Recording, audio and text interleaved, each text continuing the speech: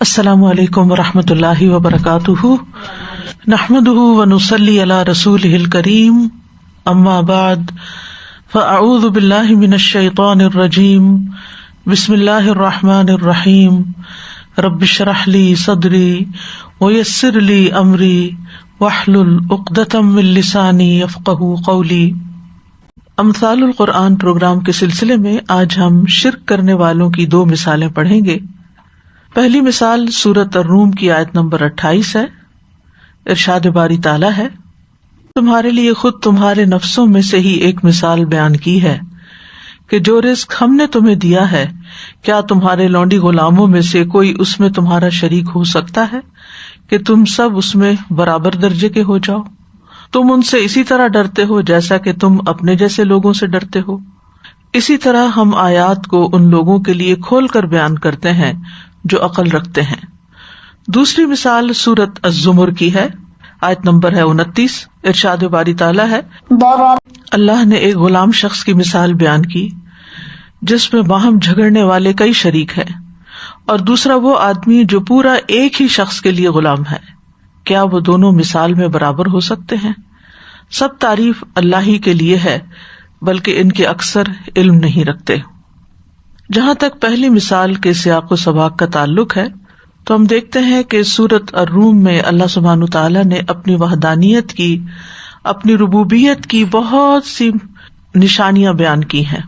مثلاً آیت نمبر 19 سے 21 تک اللہ تعالیٰ فرماتے ہیں، یخرج الحی من المیت ویخرج المیت من الحی ویحیی الارض بعد موتها وکذالک تخرجون۔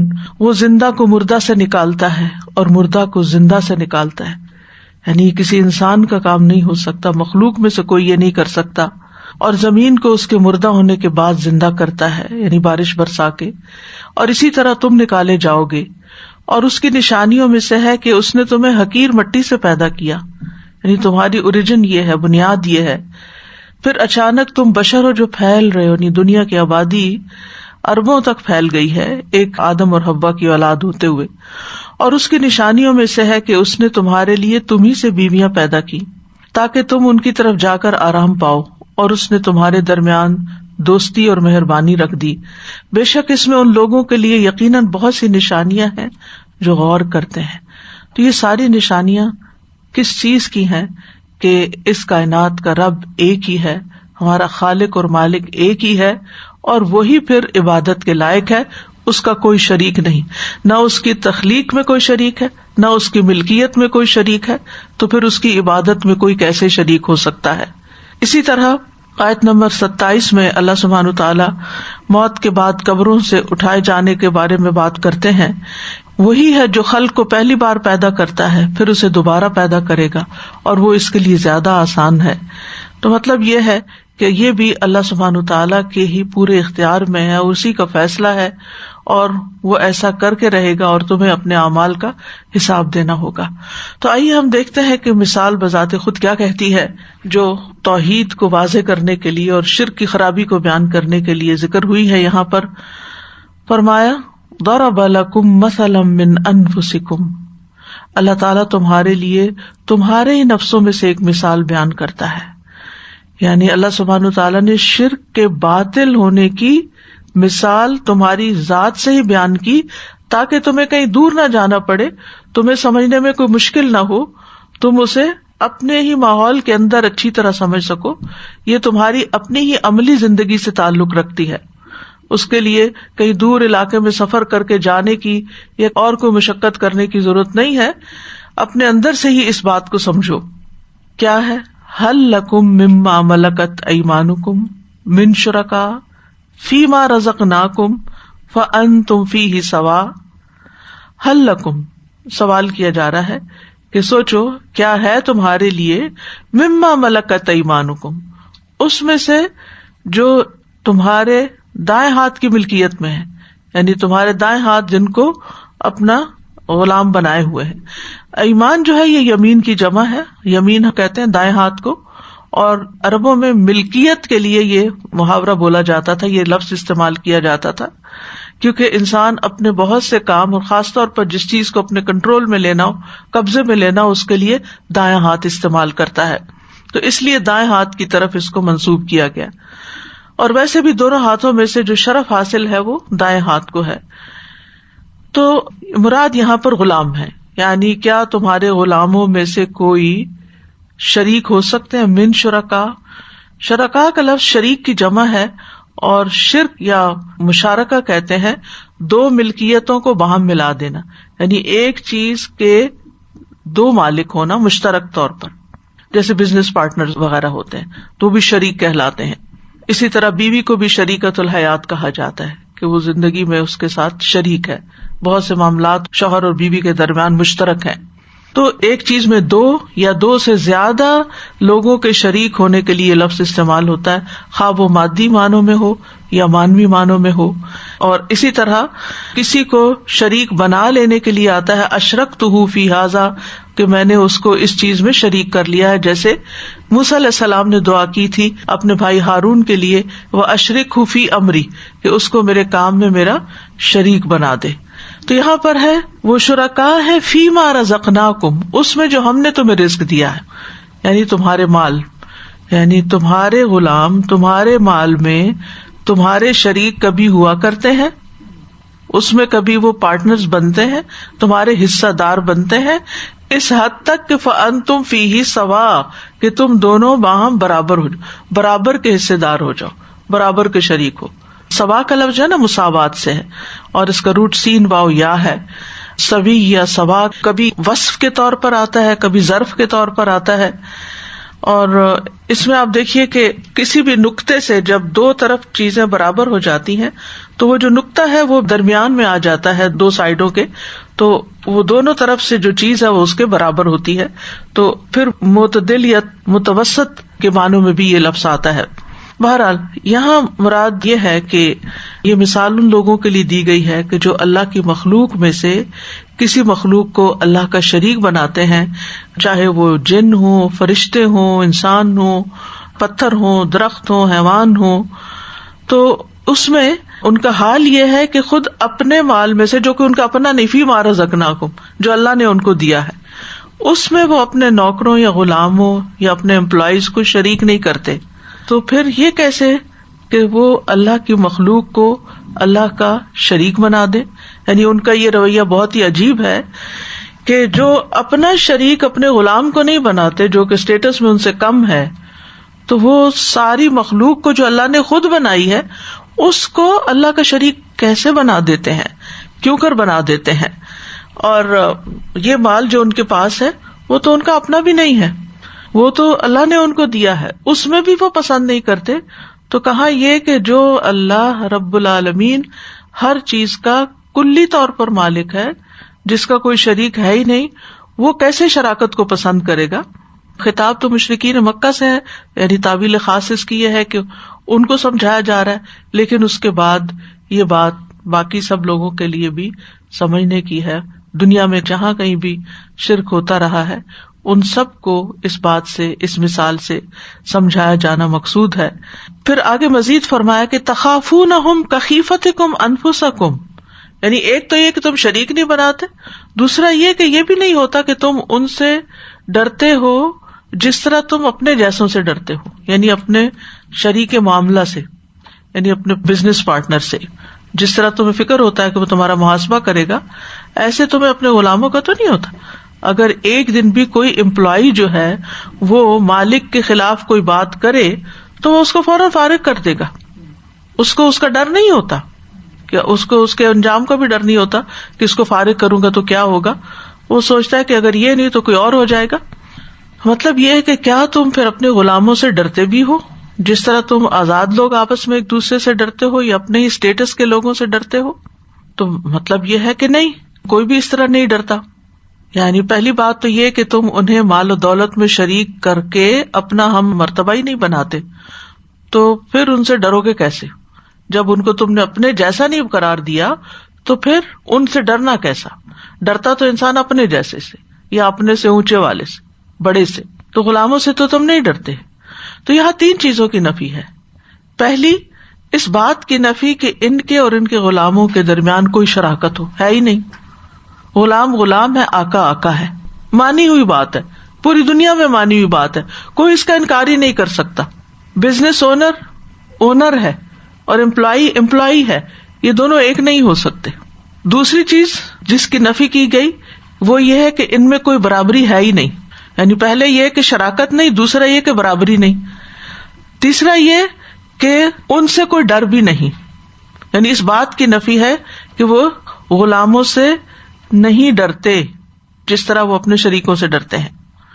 تو مطلب یہ ہے کہ جب ان تینوں باتوں کا انکار ہے، نہ وہ تمہارے شریک ہیں، نہ وہ تمہارے برابر ہیں، نہ تمہیں ان کا ڈر ہے، تو پھر اللہ کے بارے میں تم کیا کہتے ہو؟ اس بات سے اللہ سبحانہ تعالیٰ کی وحدانیت کو سمجھنے کی کوشش کرو.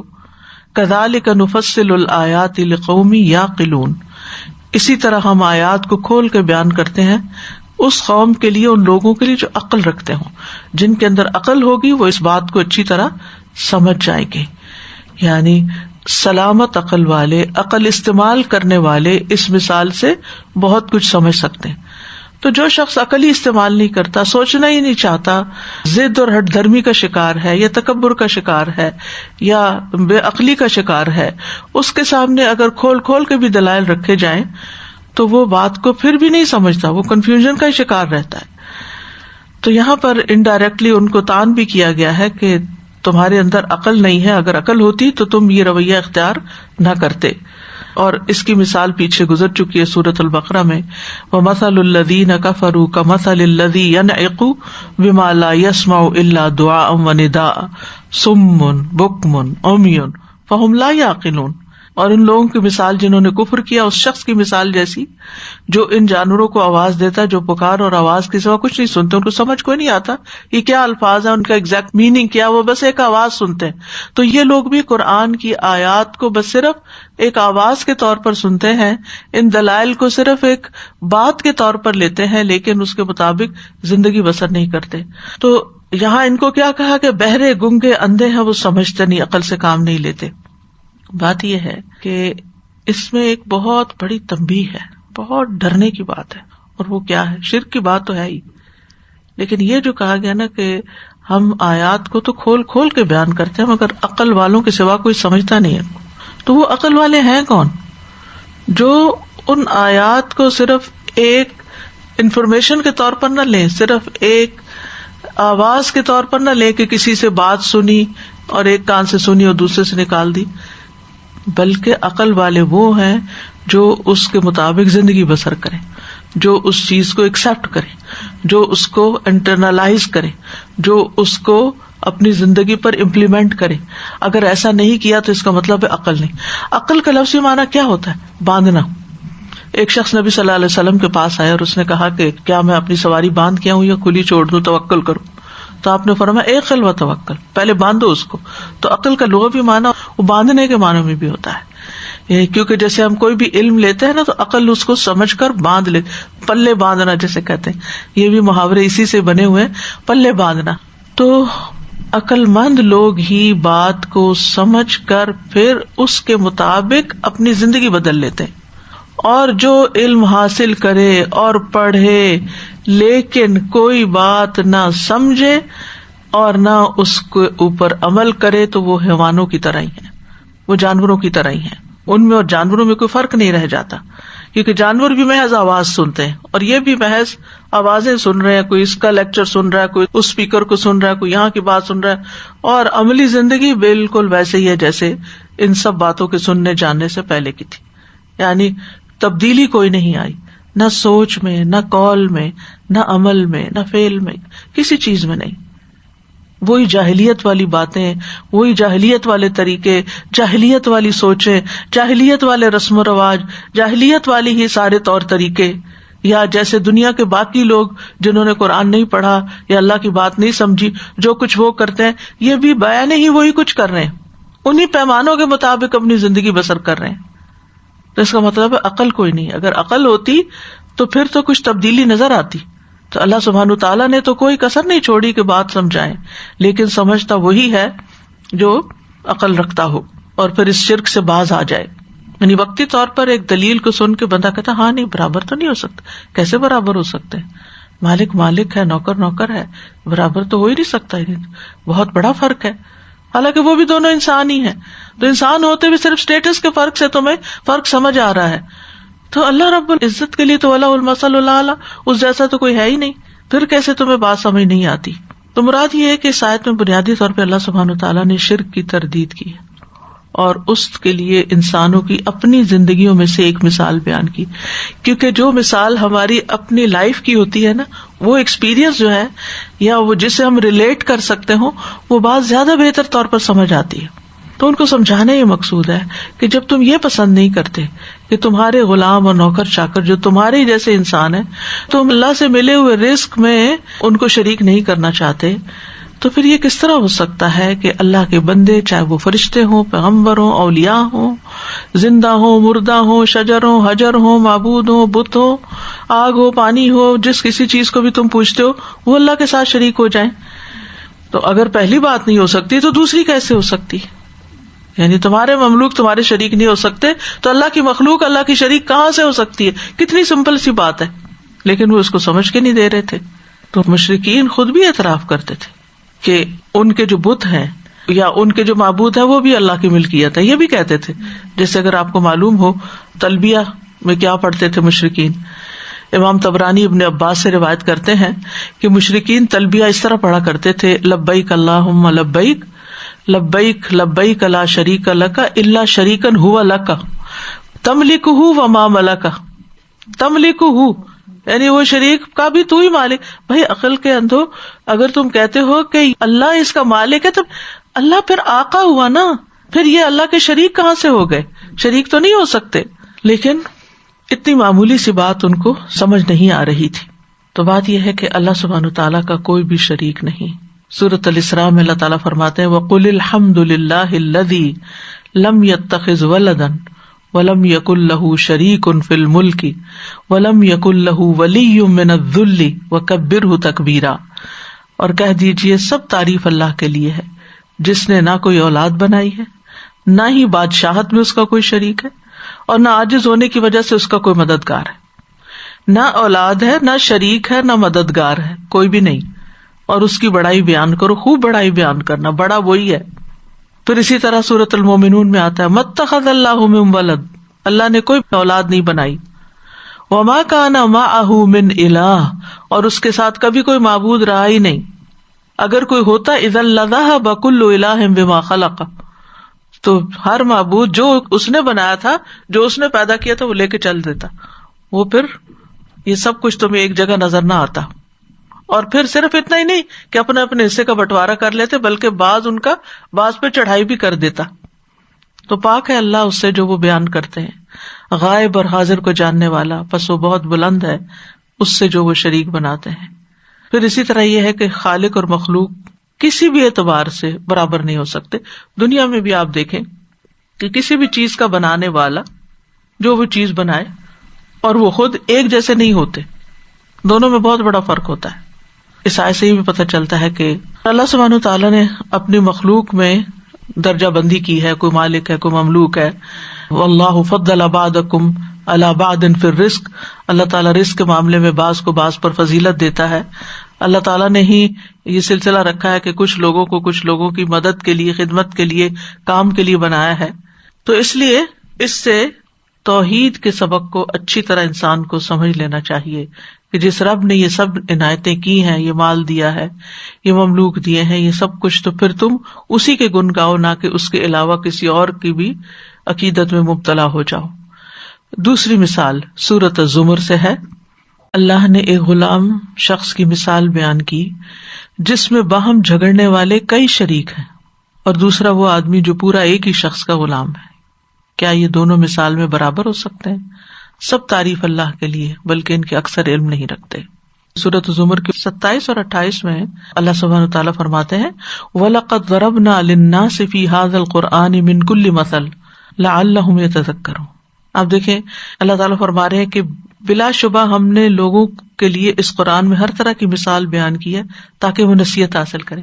کہیں آتا ہے مثال بیان کی ہے تاکہ وہ سمجھیں، کہیں یہ کہ وہ عقل سے کام لیں، کہیں یہ کہ علم والے ہی سمجھتے ہیں ان مثالوں کو. واضح قرآن جس میں کوئی کجی نہیں تاکہ وہ بچ جائیں. اس کے بعد یہ بات فرمائی کہ اللہ سبحانہ وتعالی یعنی پہلے مثالوں کا ذکر کیا کہ اللہ تعالیٰ مثالیں بیان کرتے تاکہ لوگ نصیحت پکڑیں، نصیحت حاصل کریں، اور اب مثال دی جا رہی کہ کیا نصیحت حاصل کرے. آئیے پہلے الفاظ کو دیکھتے ہیں. ضرب اللہ مثلا، اللہ تعالیٰ ایک مثال بیان کرتا ہے، ایک وصف بیان کرتا ہے، کیونکہ مثال سے بات زیادہ واضح ہوتی ہے. ایک چیز جو ذہن میں ہوتی ہے جب وہ ایک مادی شکل میں سامنے نظر آتی ہے تو اس کو سمجھنا آسان ہو جاتا ہے. مثال ہے رجلن، ایک شخص کی، ایک انسان ہے کوئی، فیہ شرکاء، اس میں کئی شریک ہیں، یعنی اس کی ملکیت میں کئی شریک ہیں، یعنی اس کے کئی مالک ہیں، کئی آقا ہیں. ایک شخص ایک وقت میں مثلاً 5 لوگوں کا غلام ہے مشترکہ. اچھا، ایسے ہوتا بھی تھا، اب بھی ہوتا ہے کہ ایک چیز میں کئی شریک ہوتے ہیں.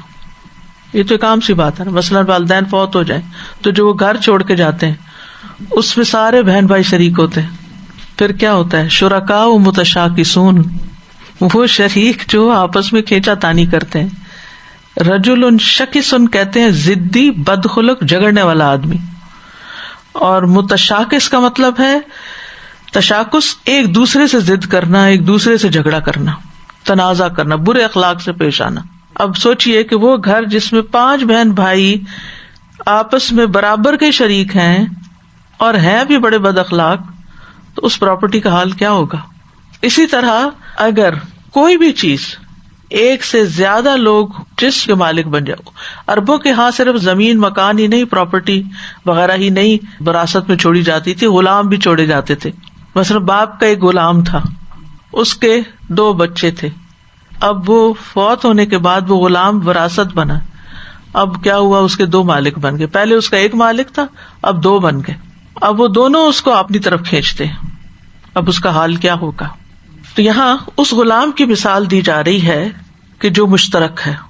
ضرب اللہ مثلا رجلا، رجل سے مراد یہاں غلام، فیہ شرکاء متشاکسون، کہ ایسا غلام کہ جس کے کئی مالک ہیں جو آپس میں ایک دوسرے سے خوب جھگڑتے ہیں، کئی ایک اس کے اندر شریک ہیں. اور پھر شریک بھی کوئی ڈیسنٹ نہیں ہے، وہ آپس میں بڑے لڑاکے ہیں، سخت مزاج ہیں اور کمپرومائز کرنے کو تیار ہی نہیں. اس غلام سے کام لینے میں صرف اپنی مرضی چلانا چاہتے ہیں. ہر مالک اس کو اپنی طرف کھینچتا ہے، میرا کام کرو، میری بات مانو، میرے لیے کرو، میرے لیے وہ کرو. تو ایسے غلام کی مشقت کا حال کیا ہوگا جس سے ہر کوئی اپنا حق چاہتا ہے اور راضی اس سے کوئی بھی نہیں، کوئی اس سے خوش نہیں، کوئی اس کے بارے میں وسعت قلبی کا مظاہرہ ہی نہیں کرتا. ان کو احساس ہی نہیں کہ یہ شخص کتنی تکلیف میں ہے. وہ بےچارا ایک کو راضی کرتا ہے تو دوسرا ناراض ہو جاتا ہے، وہ دوسرے کو خوش کرتا ہے تو پہلا ناراض ہو جاتا ہے. تم تو اس کے بڑے کام آتے ہو، تم تو اس کے بڑے طرفدار ہو، تمہاری تو ساری توجہ ہی اس کی طرف ہے، میرا تو تم کچھ نہیں کرتے. وہ ادھر خدمت کر رہا ہے تو یہاں سے ڈانٹ پڑ رہی ہوتی، یہاں کام کر رہا ہوتا ہے تو وہاں سے، اگر 2 بھی شریک ہو جائیں، اور یہاں تو بہت سارے شرکاء ہیں. اب اس کا حال کیا ہو جائے گا؟ یہ کتنا مزریبل کنڈیشن میں ہوگا. اور دوسری طرف وَرَجُلًا سَلَمًا لِرَجُلٍ، ایک شخص ایک ہی کا غلام ہے. سلم کا مطلب یہ سلامت، یعنی پورا پورا، جیسے کہتے ہیں سالم، سالم مرغ، یعنی خالص اسی کا ہے، اس کے سوا اس کا کوئی مالک نہیں ہے. تو یہاں مشرک اور مخلص کی مثال بیان کی گئی ہے. ایک مشرک انسان ہے، چاہے شرک اکبر کرتا ہے یا شرک اصغر کرتا ہے، اور دوسری طرف مخلص مومن ہے جو صرف اللہ کو راضی کرنے کی فکر کرتا ہے. ایک شخص ہے جو ہر ایک کو راضی کرنے کی کوشش کرتا ہے، اس کو بھی راضی کر لو، اس کو بھی کر لو، اس کو بھی کر لو. وہ چاہتا کوئی ناراض نہ ہو، لیکن اس کا اپنا حال خراب ہو جاتا ہے. ایک اس کو بلا رہا ہے، دوسرا بلا رہا ہے، تیسرا بلا رہا ہے، اور اسی بھاگ دوڑ میں بھاگ بھاگ کے اینڈ آف دا ڈے اس کا حال خراب ہو جاتا ہے.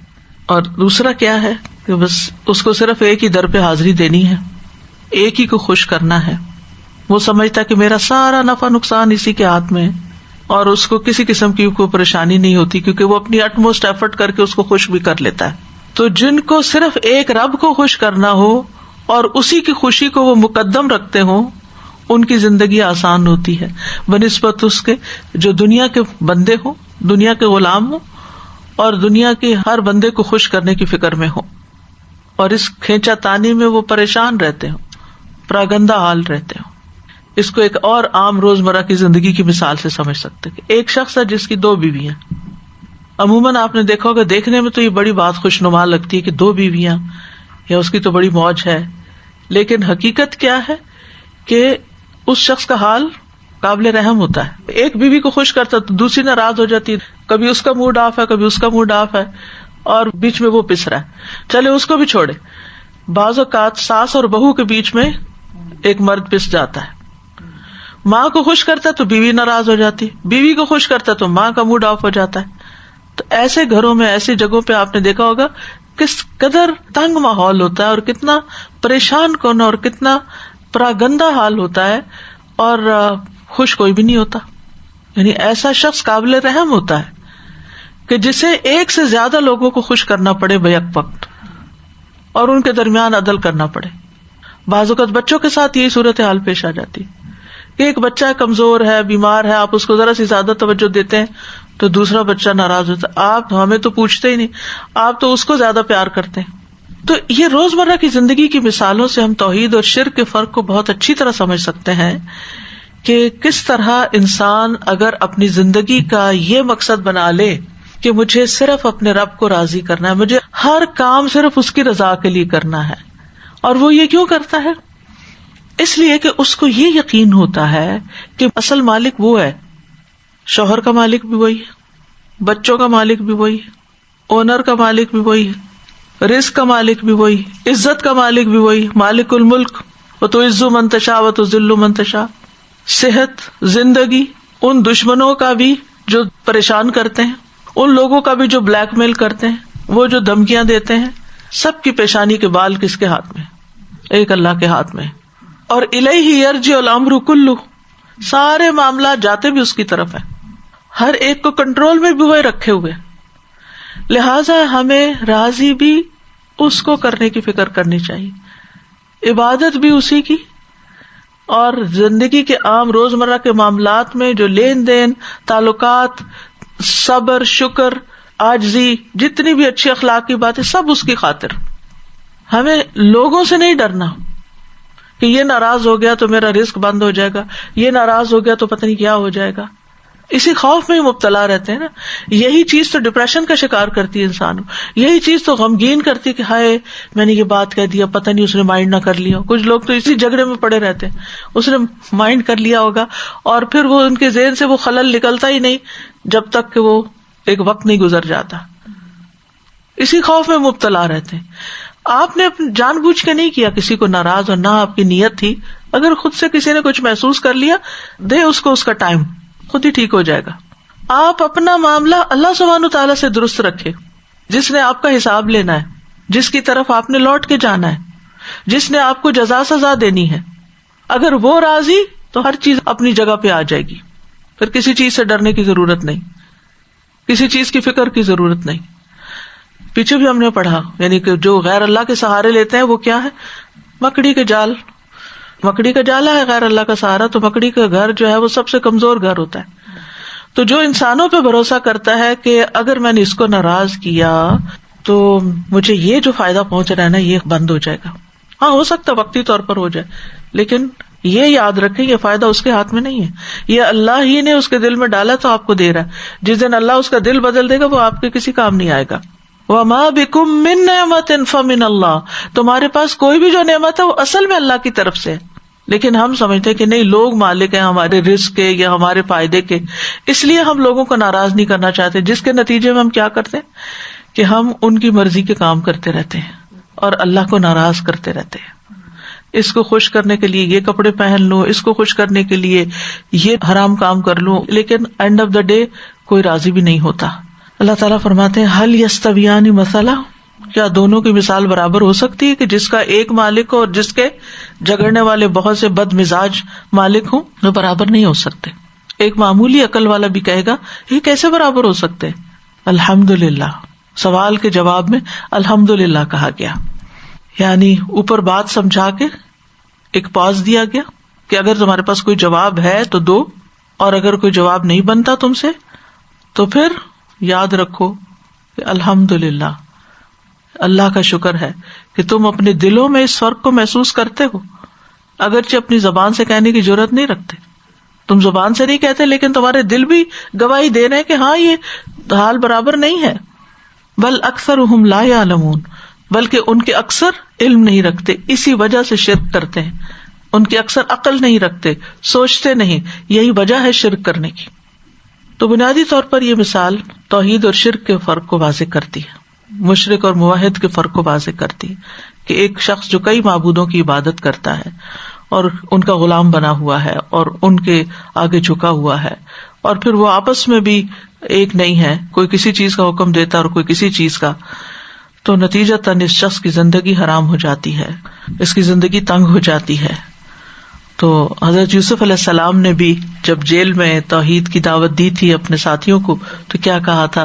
یا صاحبی السجن اارباب متفرقون خیر ام اللہ الواحد القہار. اے میرے قید خانے کے دو ساتھیوں، ذرا سوچو، کیا متفرق رب، بہت سے رب بہتر ہے یا ایک ہی اللہ جو سب پہ غالب ہے؟ ایک اللہ. کتنی سمپل ہے توحید کی دعوت اور کتنی آسان ہے سمجھنی. تم اس کے سوا جن کی عبادت کرتے ہو وہ تو چند نام ہیں جو تم نے اور تمہارے باپ دادا نے رکھ لیے. اللہ نے ان کے بارے میں کوئی دلیل نہیں اتاری. حکم اللہ کے سوا کسی کا نہیں. ان الحکم الا للہ. اس نے حکم دیا ہے کہ تم اس کے سوا کسی کی عبادت نہ کرو. امر اللہ تعبدوا الا ایاہ ذالک الدین القیم. یہی سیدھا دین ہے. ولکن اکثر الناس لا یعلمون. لیکن اکثر لوگ جانتے نہیں ہیں. تو بنیادی طور پر دونوں مثالوں کے اندر توحید الوہیت کا اس بات ہے، یعنی اللہ کے الہ اور معبود ہونے کا ثبوت ہے. قرآن مجید کی بے شمار جگہوں پر اللہ سبحانہ وتعالیٰ کی وحدانیت کا ذکر پایا جاتا ہے. وَإِلَٰهُكُمْ إِلَٰهٌ وَاحِدٌ لَا إِلَٰهَ إِلَّا هُوَ الرَّحْمَٰنُ الرَّحِيمُ. سورۃ البقرہ میں آتا ہے تمہارا الہ ایک ہی الہ ہے، اس کے سوا کوئی الہ نہیں، وہ نہایت مہربان بڑا رحم کرنے والا ہے.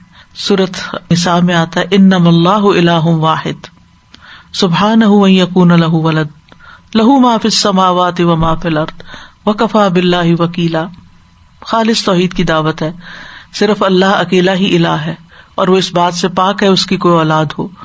جو کچھ آسمانوں اور زمین میں ہے سب اسی کا ہے. اکیلا ہی کائنات کا نظام چلانے کے لیے کافی ہے. پھر قل هو اللہ احد اللہ الصمد لم یلد ولم یولد ولم یکن لہ کفوا احد. اور ہمیشہ سے وہ ایک ہی ہے. جیسے صحیح بخاری کی حدیث میں آتا ہے کان اللہ ولم یکن شیء.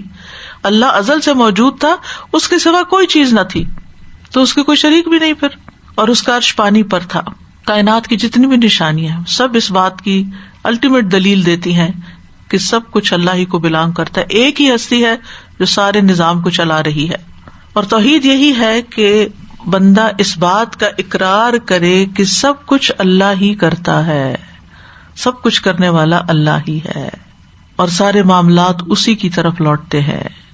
پھر یہ کہ انسان اس بات کو ریئلائز کرے کہ ہماری تخلیق کا مقصد ہی ایک اللہ کو راضی کرنا ہے، اس کی عبادت کرنا ہے، اس کو پہچاننا ہے.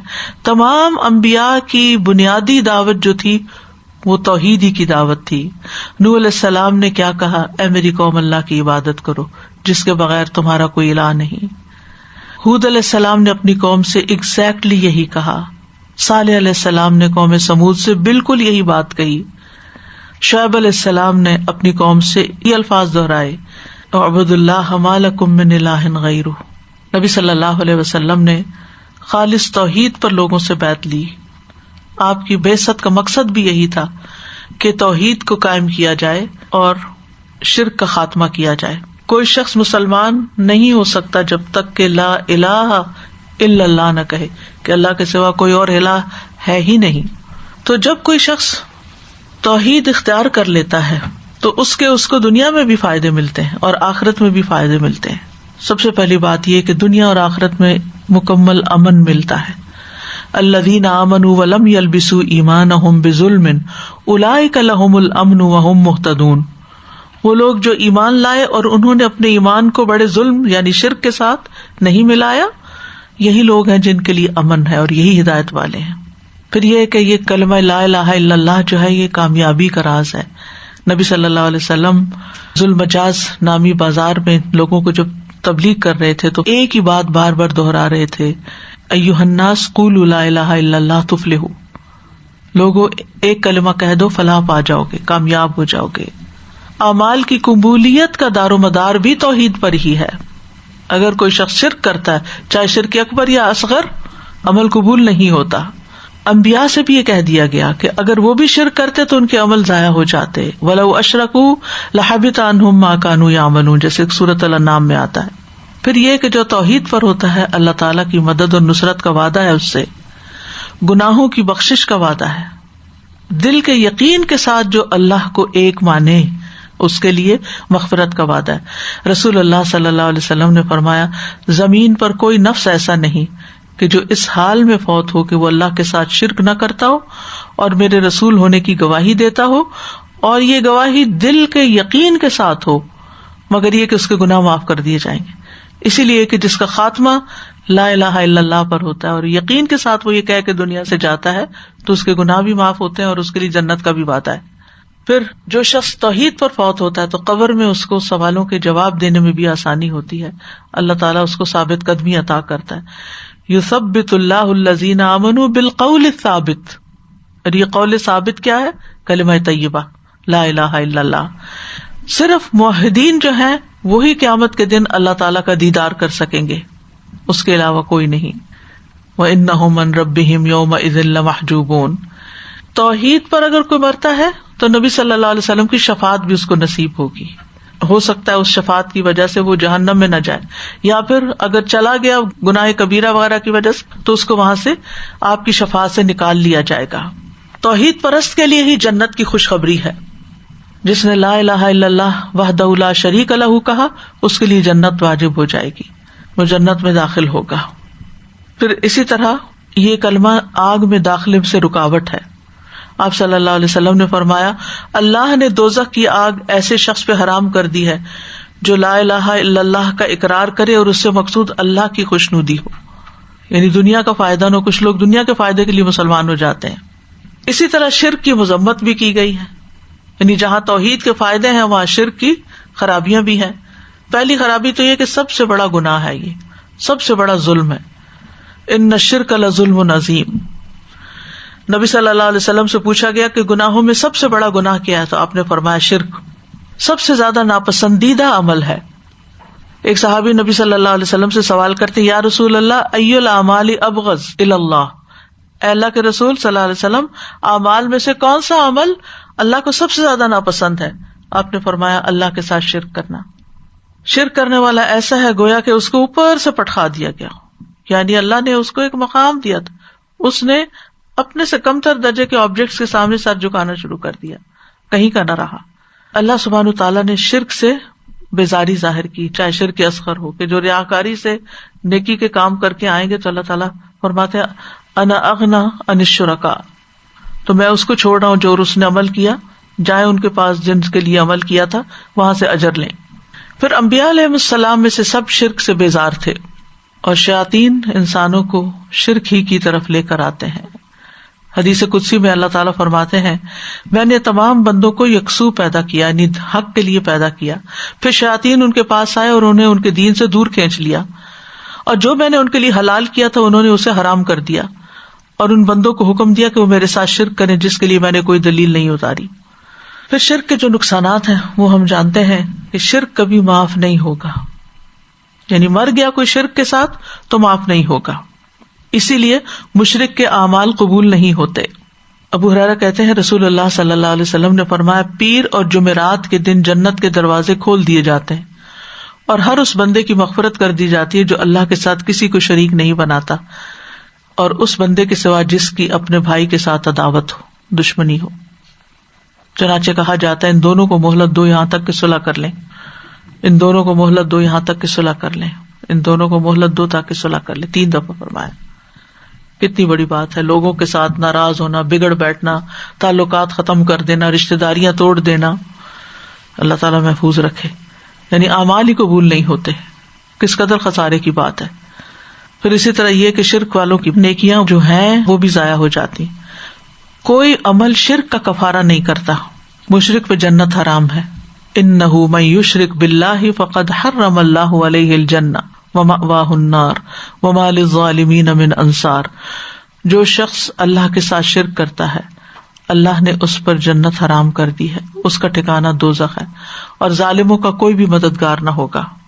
تو شرک جو ہے وہ اللہ سبحانہ تعالیٰ کے ساتھ دوسروں کو پارٹنر یا شرکاء قرار دینا, اللہ تعالیٰ کی ذات میں, اللہ کی صفات میں, اللہ تعالیٰ کے رب ہونے میں کسی اور کو بھی شریک کرنا. تو اسی لیے علماء نے اس کی تقسیم کی ہے توحید ربوبیت, توحید الوہیت اور پھر اسماء و صفات کی توحید, اور اسی طرح اپوزٹ پھر ان تمام چیزوں میں شرک ہو جاتا ہے. شرک کو عام طور پہ 2 کیٹیگریز میں تقسیم کیا جاتا ہے, اکبر اور اصغر. اکبر تو اللہ کی ربوبیت, الوہیت اور اسماء و صفات میں کسی کو شریک کرنا ہے, اور اصغر جو ہے وہ ریاکاری کرنا, اللہ کی رضامندی میں اوروں کی رضا بھی شامل کر لینا.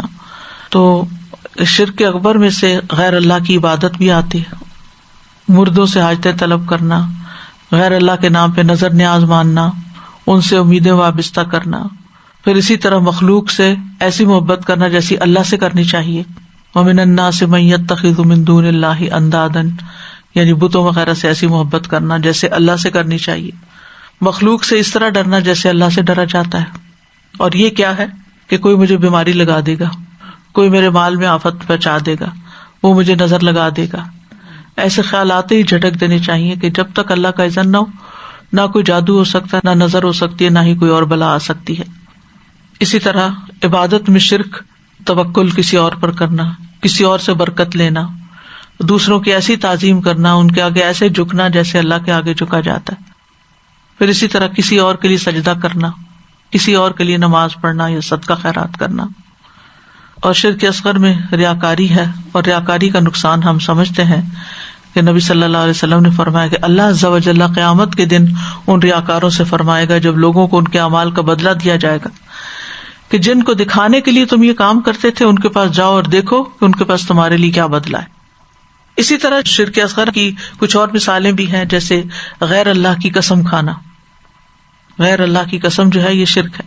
من حلف بشیء دون اللہ تعالی فقد اشرک, بدشگونی لینا شرک اصغر ہے. استغفر اللہ. بدشگونی کیا ہوتی ہے کہ فلاں آ گیا تھا, فلاں کو دیکھ لیا تھا, اس لیے اب نقصان ہو گیا ہے. اسی طرح مال کی ایسی محبت جو انسان کو اللہ سے غافل کر دے, یہ بھی اسی میں آ جاتا ہے. تو کرنے کے کام کیا ہیں کہ انسان کثرت سے اللہ کی توحید بیان کرے. رسول اللہ صلی اللہ علیہ وسلم نے فرمایا, جو شخص دن میں 100 مرتبہ یہ دعا پڑھے گا, لا الہ الا اللہ وحدہ لا شریک لہ لہ الملک ولہ الحمد وہو علی کل شیء قدیر, تو اسے 10 غلام آزاد کرنے کے برابر ثواب ملے گا. 100 نیکیاں اس کے اعمال نامے میں لکھی جائیں گی, 100 برائیاں اس سے مٹا دی جائیں گی. اور اس روز دن بھر یہ دعا شیطان سے اس کی حفاظت کرتی رہے گی یہاں تک کہ شام ہو جائے, اور کوئی شخص اس سے بہتر عمل لے کر نہ آئے گا مگر جو اس سے بھی زیادہ یہ کلمہ پڑھ لے, کیونکہ خالص توحید کا اس میں سبق ہے. دوسری بات یہ کہ لا الہ الا اللہ پر خاتمے کی دعا کریں اپنے لیے, اور آخری کلام لا الہ الا اللہ ہو. پھر یہ کہ شرک کرنے کی ہر صورت سے بچیں. ابو درداء کہتے ہیں, مجھے میرے خلیل صلی اللہ علیہ وسلم نے وصیت کی کہ تم اللہ کے ساتھ کسی کو بھی شریک نہ ٹھہرانا, اگرچہ تمہارے ٹکڑے ٹکڑے کر دیے جائیں, اور یہ کہ تمہیں جلا دیا جائے. اور پھر یہ ہے کہ شرک سے پناہ مانگی جائے. یعنی بعض اوقات ہم شرک کو برا بھلا تو کہتے ہیں لیکن اس سے بچنے کی دعا نہیں کرتے. تو اللہ سبحانہ وتعالی ہمیں اس سے محفوظ رکھے. سبحان اللہ والحمد للہ ولا الہ الا اللہ واللہ اکبر ولا حول ولا قوة الا باللہ العلی العظیم. لا الہ الا اللہ وحدہ لا شریک لہ لہ الملک ولہ الحمد وہو علی کل شیء قدیر. اللہم انی اسألک بأنی اشہد انک انت اللہ لا الہ الا انت الاحد الصمد الذي لم يلد ولم يولد ولم يكن له كفوا احد. ربنا اننا سمعنا مناديا ينادي للإيمان ان آمنوا بربكم فآمنا ربنا فاغفر لنا ذنوبنا وكفر عنا سيئاتنا وتوفنا مع الأبرار. اللہ اللہ ربی لا اشرک به شیئا، اللہ اللہ ربی لا اشرک به شیئا، اللہ اللہ ربی لا اشرک به شیئا، اللہم انی اعوذ بک ان اشرک بک وانا اعلم واستغفرک لما لا اعلم۔ یا رب العالمین، یا ارحم الراحمین، ہمیں صحیح معنوں میں توحید کو سمجھنے کی توفیق دے اور صحیح معنوں میں شرک سے بچنے کی توفیق دے۔ یا اللہ، ہماری زندگی میں کوئی بھی چھوٹا یا بڑا کسی قسم کا بھی شرک شامل ہو، یا اللہ اس کو ہم سے دور کر دے اور ہمیں اس سے دور کر دے، اور ہمیں خالص صرف اپنے لیے پاک زندگی بسر کرنے کی توفیق دے۔ یا رب العالمین، اس کلمے کی برکت سے تو ہم سب پر اپنی رحمت فرما، تمام بیماروں کو صحت عطا فرما، جو لوگ کسی بھی تکلیف میں مبتلا ہیں، یا اللہ جو بیمار ہیں، یا اللہ جو کووڈ کی وجہ سے ہسپتالوں میں پڑے ہوئے ہیں اور جو ویسے سفر کر رہے ہیں، سب کو اس تکلیف سے نجات عطا فرما۔ یا رب العالمین، تو سب کو معاف کر دے، ہم سب کے گناہ معاف کر دے۔ یا رب العالمین، جو رزق کی طرف سے پریشان ہیں ان کی پریشانی دور کر دے۔ الذی اطعمہم من جوع وآمنہم من خوف، اللہ بھوک اور خوف کو مٹا دے۔ یا رب العالمین، ہمیں شکر گزار بندہ بنا لے۔ ربنا تقبل منا انک انت السمیع العلیم وتب علینا انک انت التواب الرحیم، وصلی اللہ تعالی علی خیر خلقہ محمد وعلی آلہ واصحابہ واہل بیتہ اجمعین برحمتک یا ارحم الراحمین۔ الہی آمین۔